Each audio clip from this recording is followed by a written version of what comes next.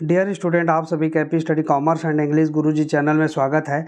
आज हम पढ़ने वाले ख्याति का समायोजन से संबंधित जो क्रियात्मक प्रश्न है उसको, पिछले वीडियो में हमने जो है इसके थ्योरी को और उदाहरण के प्रश्नों को एक एक करके बारी बारी से हल किया है। आज हम इसमें के जो क्रियात्मक प्रश्न है उसको देखेंगे। इसमें देखिए क्रियात्मक प्रश्न क्रमांक पहला को देखेंगे। इसके पहले ऊपर में क्या लिखा है, जब ख्याति पहले से पुस्तक में विद्यमान नहीं है। जब ख्याति पहले से पुस्तक में विद्यमान नहीं है उस स्थिति में पूछा गया है। तो हमको इसको लेकर के हमको बनाना है, एक एक करके हम बारी बारी से समझते जाएंगे चीज़ों को और बनाते जाएंगे। तो यहाँ पर देखिए क्या लिखा है। 12वां नंबर का प्रश्न में ABC साझेदार हैं जो लाभ हानि 4:3:2 के अनुपात में बांटते हैं। ख्याति का मूल्यांकन 18,000 रुपये हुआ। ख्याति का मूल्यांकन कितना हुआ? 18,000 रुपये हुआ। बी के अवकाश ग्रहण करने पर आवश्यक जनरल प्रविष्टियाँ कीजिए। यहाँ पर हमको ध्यान देने वाली बात यह है कि इसमें देखिए ABC का अनुपात यह 4, 3 और 2 दिया हुआ है।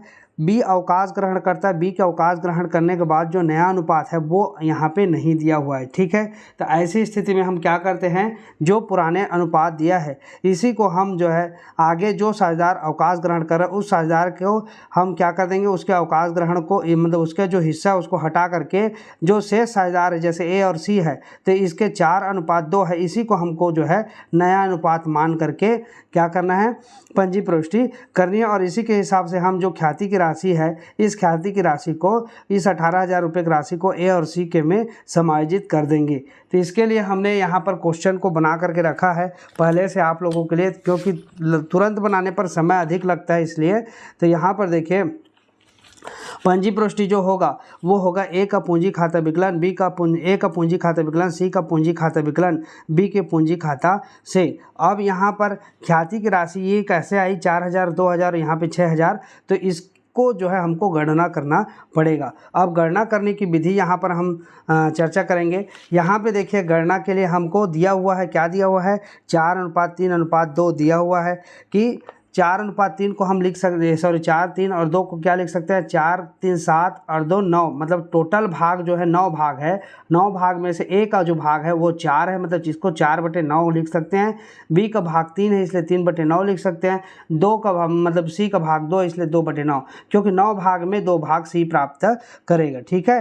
अब बी के अवकाश ग्रहण करने पर, बी अवकाश ग्रहण कर रहा है तो बी का भाग को हम पहले देखेंगे। तो बी का जो भाग है वो है 3 है, जिसको हम 3/9 लिखे हैं। तो ये देखिए बी का भाग 3/9 लिख लिए। और फर्म की जो ख्याति है, फर्म की ख्याति हुई है 18,000 रुपये। प्रश्नानुसार प्रश्न में लिखा है कि फर्म की ख्याति 18,000 रुपया हुआ। तो 18,000 रुपये जो फर्म की ख्याति है, फर्म की ख्याति का मतलब पूरे सभी साझेदारों की उसमें हिस्सेदारी है, ठीक है। तो उस सभी साझेदारों की जो हिस्सेदारी है वो टोटल है 18,000 रुपये ख्याति है। इसमें हम बी के अवकाश ग्रहण कर रहे हैं इसलिए बी का हिस्सा निकालेंगे। जो साझेदार अवकाश ग्रहण करता है उसी का हिस्सा निकालते हैं। तो ख्याति में बी का भाग तो 18,000 गुणित 3, क्योंकि 3 भाग प्राप्त करता है। यहाँ पर बी का जो हिस्सा है वो 3 है इसलिए ख्याति में भी 3 भाग निकालेंगे तो 3/9 कर देंगे। तो यहाँ पर 3 से काट दीजिए, तो या तो 9 एकम और 9 दोने करके भी काट सकते हैं, ठीक है। ये देखिए सीधा डायरेक्ट अगर काटेंगे 9 से 9 एकम 9 दोने 18 और 2,000 गुणित 3 कर दीजिए तो 3 दोने 6,000 हो जाएगा, ठीक है। इस प्रकार से भी कर सकते हैं। अब हमारा जो ख्याति का भाग है बी का वो निकल गया। अब ये जो ख्याति का भाग है 3,000 रुपये, इसको ए और बी के खाते में समायोजित करेंगे। तो यहाँ पर हमने एक नोट लिखा है और यह नोट जो है पुस्तक से ही लिया गया है नोट, ठीक है। तो इसको आपको दिखाते हैं कि किस प्रकार का ये नोट है। तो यहाँ पर देखिए, जब प्रश्न में नया लाभ हानि अनुपात ना दिया गया हो तो यही मानकर चलते हैं कि पुराने साझेदार अपने पुराने अनुपात में ही त्याग या प्राप्ति करेंगे। यहाँ पर त्याग शब्द दिया था, मैंने प्राप्ति को जोड़ा है, ठीक है। अतः पुराना अनुपात ही त्याग या प्राप्ति अनुपात होगा। यह पुस्तक में दिया हुआ है। ये पुस्तक में कहाँ पर दिया है, हमने पिछले चैप्टर में पढ़ा, चैप्टर 4 में। तो ये चैप्टर 4 में यहाँ पर देखिए, जब प्रश्न में नया लाभ हानि अनुपात ना दिया गया हो तो यही मानकर चलते हैं कि पुराने साझेदार अपने पुराने अनुपात में ही त्याग करेंगे। तो त्याग जब कर रहे हैं तो प्राप्ति भी उसी अनुपात में करेंगे, ऐसा हमको समझना है। क्योंकि उसी प्रकार से होता है कि जब पुराने अनुपात में पुराने साझेदार त्याग करेंगे तो उसी अनुपात में प्राप्ति भी होगी। अतः पुराना अनुपात ही त्याग अनुपात होगा, अतः पुराना अनुपात ही प्राप्ति अनुपात होगा, ठीक है, क्योंकि आप अगर गणना भी करना है तो गणना करके देख सकते हैं, उसी प्रकार से ही आएगा, आंसर भी उतना ही आएगा। ठीक है, तो ये नोट का आपको हमेशा ध्यान रखना है और आगे बढ़ना है। अगर प्रश्न में अगर केवल ये पुराना अनुपात दिया, नया अनुपात कहीं पर नहीं दिया है, इसलिए हमने इस प्रकार से लिखा। ठीक है, अब देखिए, अब पुराना यहाँ पर ये क्या हो रहा है, बी जो है अवकाश ग्रहण कर लिया, तो बी का हिस्सा चला गया, तो कौन सा बचा, ये 4 और अनुपात 2, ये मतलब ये बी चला गया तो 4 और 2 बचा, तो हम नया अनुपात क्या मान लेंगे, 4:2। ए और सी बराबर 1, ए और सी का अनुपात हो जाएगा 4:2। अब इसी अनुपात में हम क्या करेंगे, इस ख्याति के 6000 की राशि को बांटेंगे। तो यहाँ पर देखिए, अतः ए अनुपात सी बराबर 4:2 के अनुपात में प्राप्त करेंगे। बी के ख्याति में ए का भाग, तो 6000 गुणित 4/6। 4/6 क्यों हुआ, क्योंकि 4:2 मतलब इसको 4/6 और 2/6 लिख सकते हैं। ठीक, तो बी के ख्याति में सी का भाग, तो 6000 गुणित 2/6 कर देंगे तो 2000 रुपये आ जाएगा। ठीक है, तो इस प्रकार से जो है आपको 4000 और 2000 निकालना है, और यहाँ पर पंजी प्रविष्टि जब करेंगे तो 4000 2000 लिख सकते हैं और यहाँ पे 6000 लिख लेना है। ठीक है, तो इस प्रकार से बनेगा। इसको और कैसे बना सकते हैं, इसका गणना कैसे कर सकते हैं, उसको अगले जो क्वेश्चन है उसमें हम बताएंगे। अगला क्वेश्चन देखते हैं। अगला क्वेश्चन में यहाँ पर देखिए 13 नंबर का क्वेश्चन क्या लिखा है, पी क्यू और आर फर्म में साझेदार हैं जो लाभ हानि 5, 4 और 3 के अनुपात में बांटते हैं। उनकी पूंजी क्रमशः 40,000 रुपये, 50,000 रुपये और 1 लाख रुपये है। वे आर के अवकाश ग्रहण करने के पश्चात फर्म की ख्याति 1,20,000 को किस अनुपात में बांटेंगे। तो यहाँ पर भी वही चीज़ दिया हुआ है कि 5, 4 और 3 अनुपात दिया हुआ है और आर अवकाश ग्रहण कर रहा है, बोल रहा है, लेकिन आर के अवकाश ग्रहण करने के पश्चात जो है किस अनुपात में बांटेंगे बोल रहे फर्म की ख्याति को। तो यहाँ पर भी नया अनुपात तो दिया नहीं है, तो इसमें क्या होगा, जैसे हमने पिछले में बनाया उसी प्रकार से यहाँ पर भी होगा। आर अगर निकल जाता है, तो आर का हिस्सा क्या है, तो देखिए पी का 5, क्यू का 4 और आर का 3 है। ठीक है, आर अगर चला गया तो आर का हिस्सा जो 3 है, इस 3 को क्या कर देंगे, हटा देंगे, तो 5:4 बचेगा और इसी अनुपात में पी और क्यू बांटेंगे और इस ख्याति की राशि को भी उसी अनुपात में बांटेंगे और आगे जो लाभ होगा या हानि होगी उसको भी 5:4 के अनुपात में बांटेंगे। तो चलिए इसको हम देखते हैं किस प्रकार से बनेगा। तो यहाँ पर हमने इसका पहले से ही गणना करके रखा है। ये देखिए दिया है पी क्यू आर बराबर 5, 4 और 3। पी को हम लिख सकते हैं 5 है, मतलब 5, 4, 3 5 और 4 9, 9 और 3 12 हो गया, मतलब 12 भाग में से 5 भाग पी प्राप्त करेगा, 12 भाग में से 4 भाग क्यू प्राप्त करे, 12 भाग में से 3 भाग आर प्राप्त करे, जिसको हम बटे के रूप में लिखेंगे तो 5/12, 4/12, 3/12 लिख सकते हैं। अब आर अवकाश ग्रहण करता है, तो आर का भाग क्या है देख लीजिए। तो आर का भाग है ये 4, जिसको हम 4/12 लिखे हैं। तो ये यहाँ पे IPQ है ना, आर ये है, ये आर, तो आर का भाग 3 है, जिसको हम क्या लिखे हैं 3/12 लिखे हैं। तो हमने यहाँ पर भी क्या कर दिया 3/12 लिख दिया। अब फर्म की ख्याति प्रश्नानुसार कितना दिया हुआ है, 1,20,000 रुपये दिया हुआ है। तो फर्म की ख्याति में हम सबसे पहले क्या निकाल लेंगे, फर्म की ख्याति में आर का भाग निकाल लेंगे। तो फर्म की ख्याति में आर का भाग, तो 1,20,000 गुणित 3/12, मतलब 3 गुणित 3/12 कर दिए। तो 1,20,000 गुणित 3/12, 12 से 12 काट दिए और यहाँ पे आ गया 10,000, काटेंगे तो 10,000 गुणित 3 करेंगे तो 30,000, मतलब आर का ख्याति में भाग होगा 30,000 रुपये। अब इस 30,000 रुपये को पी और क्यू जो है कौन सा अनुपात में बांटेंगे, इसी को निकालने को बोला प्राप्ति अनुपात। तो प्राप्ति अनुपात के लिए हमने पिछले क्वेश्चन में बताया था नोट कि जब प्रश्न में नया लाभ हानि अनुपात ना दिया गया हो तो यही मानकर चलते हैं कि पुराने साझेदार अपने पुराने अनुपात में ही त्याग या प्राप्ति करेंगे, अतः पुराना अनुपात ही त्याग या प्राप्ति अनुपात होगा। तो यहाँ पर भी वही नियम लागू होता है। यहाँ पर भी हमने लिखा है कि जब प्रश्न में नया लाभ हानि अनुपात नहीं दिया गया हो तब पुराने अनुपात को ही प्राप्ति अनुपात मानकर गणना की जाती है। ठीक है, अब अतः कर देंगे, यहाँ पर जाती है बड़ाई की मात्रा होगा, तो अतः अब आर के ख्याति में पी का भाग, अब कौन सा अनुपात में बांटेंगे, तो ये देखिए ये 5/4 में बांटेंगे। तो आर का जो ख्याति है 30,000, 30,000 में गुणित कर देंगे 5/9, क्योंकि 5/4 है तो इसका मतलब क्या हो गया 5/9 और 4/9 हो गया। तो 5/9 कर दिए तो पी का भाग निकल जाएगा आर के ख्याति में। तो यहाँ पर निकल गया 16,667। इसको जब कटाएंगे तो डायरेक्ट कटा सकते हैं, तो 33 करके आ जाएगा, 0.33 करके आएगा। ठीक है, इसको विशेष ध्यान रखना है आपको।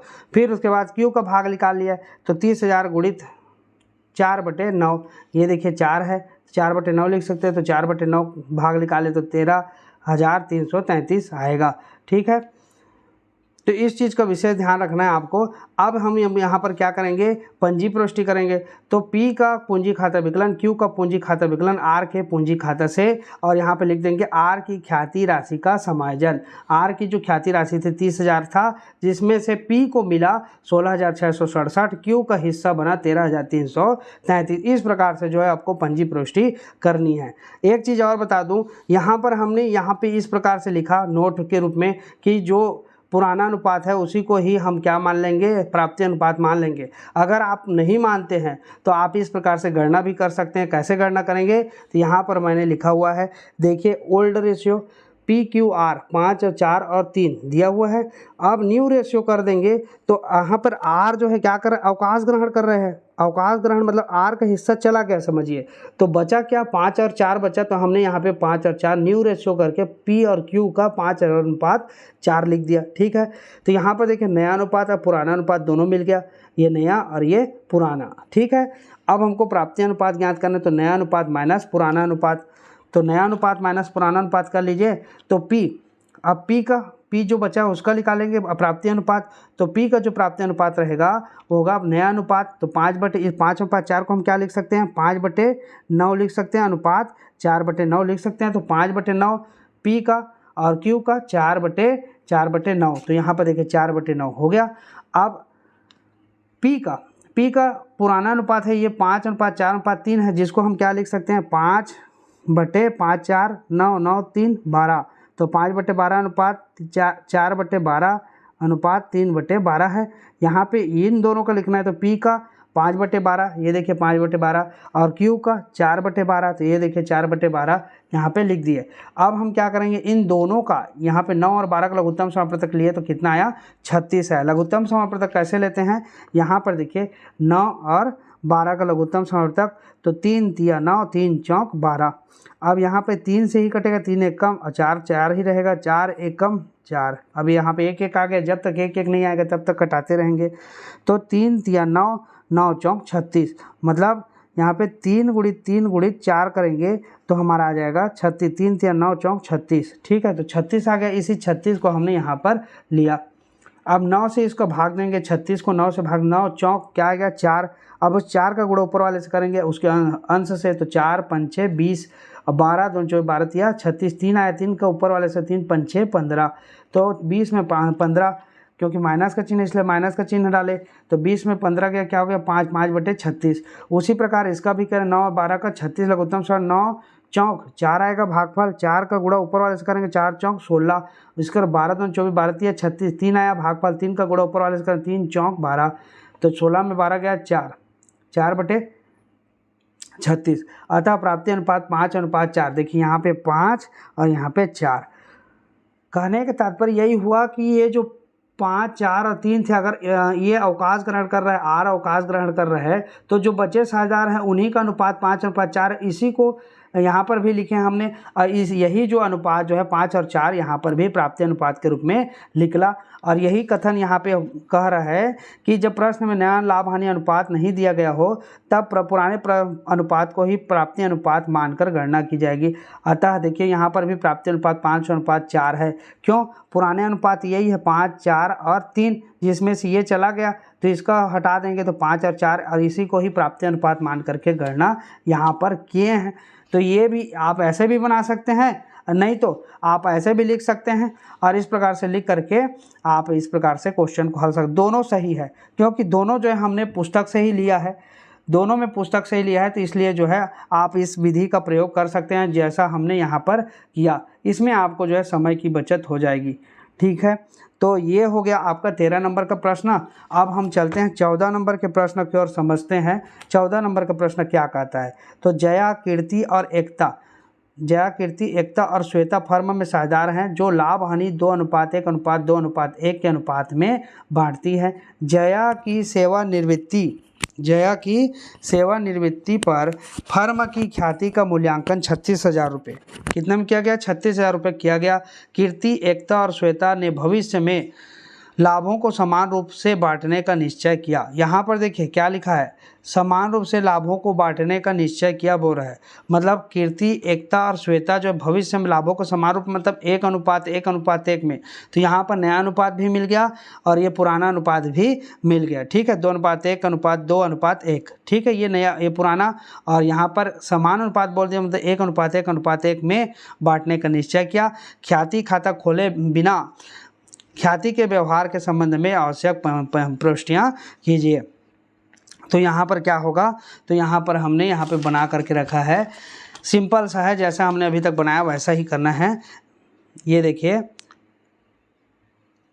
दिया है जया, कीर्ति और एकता और श्वेता 2:1:2:1, जिसको हम लिख सकते हैं, देखिए 2, 3, 2, 5 और 1, 6, मतलब टोटल भाग है 6। 6 भाग में से 2 भाग जया का तो 2/6, 6 भाग में से 1 भाग तो 1/6, 6 भाग में से 2 भाग तो 2/6 और 6 भाग में से 1 भाग तो 1/6। इस प्रकार से लिख दिया हमने।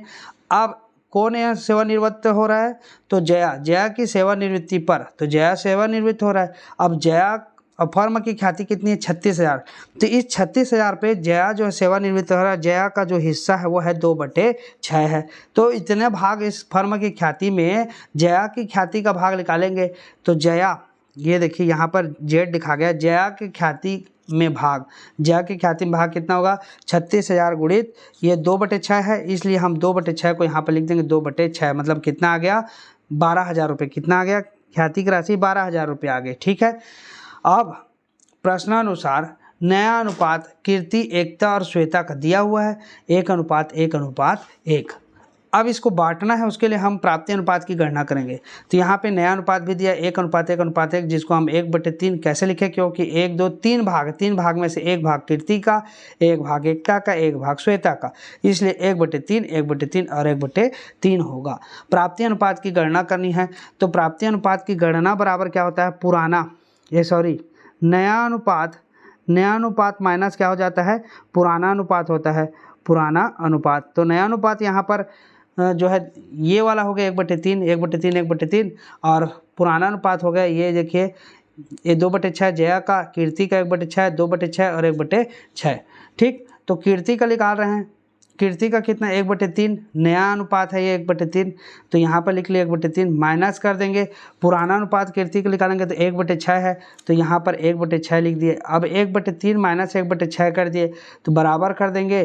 तो यहाँ पर देखिए 3 और 6 का लघुत्तम समवर्तक लेंगे तो 6 आएगा, और 3 से भाग देंगे 6 को तो 3 दूने 2 भाग फलाया, 2 का गुणा ऊपर आएगा 2 1 कम 2, और 6 से 6 का भाग देंगे तो 1 आएगा, 6 1 कम, 1 का गुणा ऊपर वाले से करेंगे तो 1 1 कम 1, मतलब 2 में 1 जाएगा तो क्या बचेगा? 1, 1/6 लिख देंगे। ठीक है, अब एकता का ठीक उसी प्रकार से करेंगे। नया अनुपात ये देखिए 1/3 है एकता का, और पुराना अनुपात है यहाँ पे 2/6, तो हमने 1/3 माइनस 2/6 कर दिया। उसी प्रकार श्वेता का नया अनुपात 1/3 और पुराना अनुपात है 1/6, तो 1/3 माइनस 1/6। अब यहाँ पे दोनों का हमने लघुत्तम समवर्तक इसका और दोनों का लिया तो 6, अब 3 दूने 2 आया, 2 का गुणा ऊपर आ सके 2 1 कम 2, और 6 1 कम 6, और 1 का गुणा ऊपर आ से 1 दूने 2, मतलब 2 में 2 गया तो 0/6, मतलब एकता को जो मिलने वाला भाग है ख्याति में वो 0 है। ठीक है, नील है बोलना चाहिए। फिर उसके बाद श्वेता का हिस्सा निकालेंगे, तो यहाँ पर देखिए 3 और 6, मतलब 6 यहाँ पे 6 आएगा और लघुत्तम समवर्तक। अब 6 को भाग देंगे 3 से, 3 दूने 2 1 कम 2, 6 1 कम 1 का गुणा ऊपर से तो 1 1 कम 1, मतलब 2 में 1 गया 1/6 हो जाएगा। अतः कीर्ति एवं श्वेता का प्राप्ति अनुपात 1:1 होगा, क्योंकि यहाँ पे देखिए ये कीर्ति है, क्या है, कीर्ति है और ये है श्वेता, और इन्हीं को मिल रहा है एकता। तो क्या हो गया, एकता का 0 है, मतलब एकता को कुछ नहीं मिलेगा, केवल कीर्ति और श्वेता को। अतः कीर्ति और श्वेता का प्राप्ति अनुपात 1:1 होगा। 1:1 मतलब दोनों बराबर बराबर प्राप्त करेंगे। तो यहाँ पर ख्याति की राशि कितनी है, 12,000 है। अब इसमें किसका हिस्सा निकालेंगे, कीर्ति का। तो कितना हो जाएगा, 12,000 गुणित 1/2 कर दीजिए, क्योंकि दो लोग हैं और दोनों एक एक, मतलब इसको क्या लिख सकते हैं, 1/2 और 1/2 लिख सकते हैं। तो यहाँ पर हमने 1/2 कर दिया, तो ये क्या हो जाएगा, 2 एकम, ये 6,000, मतलब यहाँ पे 6,000 रुपये कीर्ति का निकल जाएगा और 6,000 रुपये श्वेता का आ जाएगा। दोनों बराबर बराबर, मतलब 12,000 को आधा आधा करेंगे तो हम यहाँ पर लिख देंगे 6,000 रुपये, और यहाँ पर भी 6,000, और यहाँ पे लिख देंगे 12,000 रुपये। और पंजी प्रविष्टि करेंगे, कीर्ति का पूंजी खाता विकलन, श्वेता का पूंजी खाता विकलन, जया के पूंजी खाता से ख्याति राशि का समायोजन करने पर। यहाँ पे लिख सकते हैं जया के ख्याति राशि का समायोजन करने पर इस प्रकार से जो है पंजी प्रविष्टि होगा। ठीक है, तो 14 नंबर का क्वेश्चन भी सरल है, केवल आपको गणना करनी आनी चाहिए, और पंजी प्रविष्टि तो केवल एक मात्र पंजी प्रविष्टि है। इन चीज़ों को विशेष ध्यान रखना है, जिसको प्राप्त नहीं हो रहा है उसका जो है यहाँ पर उल्लेख नहीं करना है, जिसको प्राप्त हो रहा है उसी का उल्लेख करके, और जया जो है साझेदार जो अवकाश ग्रहण करे उसका नाम नीचे लिखना है। ठीक है, तो इस चीज़ को आपको ध्यान रखना है। तो बस इतना ही रखते हैं, नेक्स्ट वीडियो में हम जो है इसके आगे के प्रश्नों को सॉल्व करेंगे। आज के वीडियो में बस इतना ही रखते हैं, नेक्स्ट वीडियो में क्वेश्चन नंबर 15, 16 और 17 3 क्वेश्चन फिर से नेक्स्ट वीडियो में कवर करेंगे। और चैनल पे अगर नया है तो चैनल को सब्सक्राइब कर दीजिए, बेल आइकन को प्रेस करके रखिए, और अधिक से अधिक वीडियो को जो है कॉमर्स के स्टूडेंट तक पहुंचाइए। यही आप लोगों से मैं सहयोग की अपेक्षा रखता हूं। और आज के लिए बस इतना ही, वीडियो को देखने के लिए आप सभी का बहुत बहुत धन्यवाद।